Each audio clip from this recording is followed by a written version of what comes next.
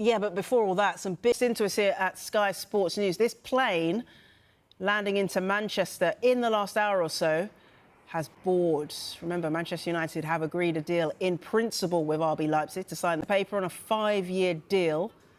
It breaks down to an initial £66.3 million and £7.37 million in performance-related add-ons. He's expected to have a medical in the next 24 to 48 hours. Keep right across all the latest information as it happens on our dedicated Transfer Centre blog. To scan the QR code on the screen right now.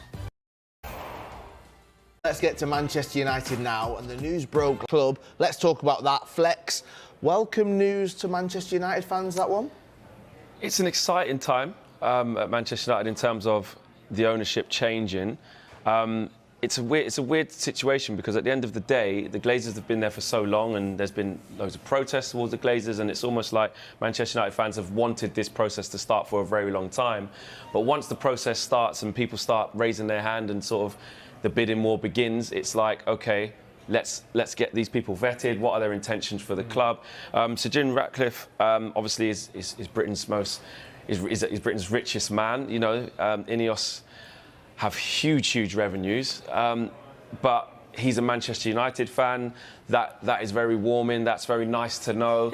But at the end of the day, on a personal, this is a business decision. You know, anybody who comes into the club is parting with an awful lot of money, and that comes with, you know, they want awful lot of guarantees back. So the fact that he's a fan, I think, is good. I think that would suggest that he's going to align with what the fans want, align with what the fans have been missing from the Glazers. But in my opinion, I think it would be naive to just sort of jump in and automatically think that Sir Jim Ratcliffe is definitely the right option. I think what is more significant, guys, is the fact that actually now the process has well and truly started, and Sir Jim Ratcliffe is the first serious person to say, we have entered this race to buy Manchester United. That in itself is massive. Rival fans will use it as maybe against Manchester United, his involvement or the fact he's been vocal about other sporting teams, you know, the football teams as well. However, that's got to be a positive for Manchester United fans, knowing that he's been involved in sports before and he understands the business. Yeah, I think it's one of those things, isn't it? It's 50-50. If you've been involved in sports and it hasn't gone very well and you have a terrible track record, then you would say, actually, maybe that isn't such a good thing. I think he's done OK at Nice to varying degree, albeit a completely different proposition. I think the fact that he does support the club is good, like I said, but the fact that you look at Nice and they're a much smaller club than Manchester United, it doesn't necessarily transfer into if you do a good job or bad job at Nice, then you're definitely going to do a good job or bad job at Manchester United. I just think the main thing that Manchester United need to get right is the fact that Manchester United fans have wanted the Glazers to come away from the club for so long. We can't mess this up. You can't just go for the first person who puts up the money. You can't just go for the person who you think is going to be the best suited just because they support the club. It's got to be a thorough process, whatever their background is, however much money they are able to put to the table. You look at what the Americans done, look at what Todd Bowley's doing at Chelsea. Manchester United fans can look at that and say, when it gets to the summer, I know we're looking at Chelsea's strategy and might not agree with it, but that sort of money and that sort of spending, let's have some of that.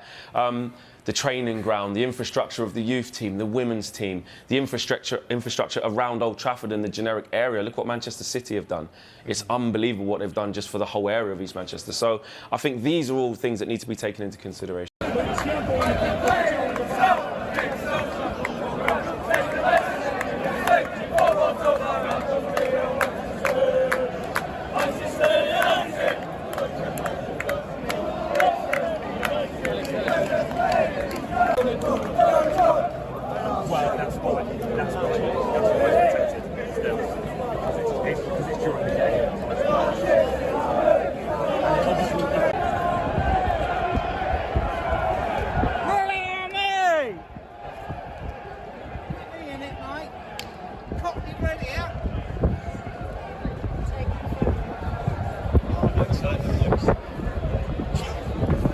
Manchester United supporters around the world are exploding with excitement after fresh reports link the club with highly rated midfielder Elliot Anderson ahead of the upcoming transfer window.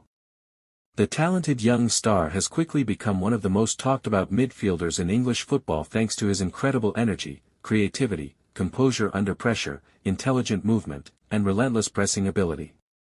Many fans believe Anderson could be the perfect player to transform Manchester United's midfield and bring a completely new level of intensity to Old Trafford next season. Social media has been flooded with reactions as supporters debate how the youngster could fit into the squad and help lead a new era for the club. Although no official agreement has been confirmed yet, speculation continues to grow rapidly with every passing day. Could Elliot Anderson become one of the biggest signings of the summer transfer window?